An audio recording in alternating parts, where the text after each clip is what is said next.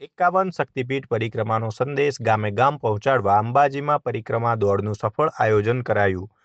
વિશ્વ પ્રસિદ્ધ યાત્રાધામ અંબાજી ખાતે 51 શક્તિપીઠ પરિક્રમા મહોત્સવ 2026ના બીજા દિવસે જનજાગૃતિ અને ભક્તિભાવ વધારવાના ઉદ્દેશ્યથી ભવ્ય પરિક્રમા દોડ સ્પર્ધાનું આયોજન કરવામાં આવ્યું હતું. આ દોડનો મુખ્ય હેતુ 51 શક્તિપીઠ પરિક્રમાનો મહિમા અને સંદેશ ગામે ગામ સુધી પહોંચાડવાનો હતો. છેલ્લા 2 વર્ષથી આ સ્પર્ધા મહોત્સવનું એક આકર્ષક નજરાણું બની રહી છે. સ્પર્ધામાં શ્રેષ્ઠ દેખાવ કરનાર વિજેતાઓને પ્રોત્સાહિત કરવામાં આવ્યા હતા. દરેક કેટેગરીમાં પ્રથમ ક્રમે આવનાર સ્પર્ધકને ₹5100 અને શિલ્ડ, બીજા ક્રમે આવનારને ₹3100 અને શિલ્ડ તથા ત્રીજા ક્રમે વિજેતા થનાર સ્પર્ધકને ₹2100 અને શિલ્ડ એનાયત કરી સન્માનિત કરવામાં આવ્યા હતા.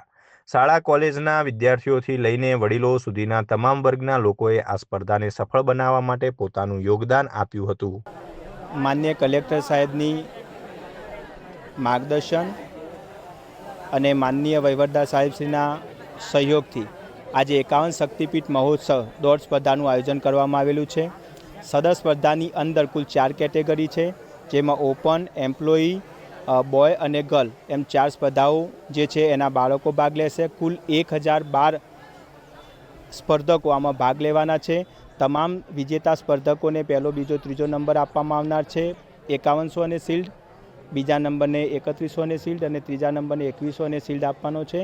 તમામ સ્પર્ધકો જે ભાગ લે છે એ તમામ સ્પર્ધકોને માન્ય કલેક્ટર સાહેબના હસ્તે એક પ્રમાણપત્ર અને ₹200 આપવાનો છે.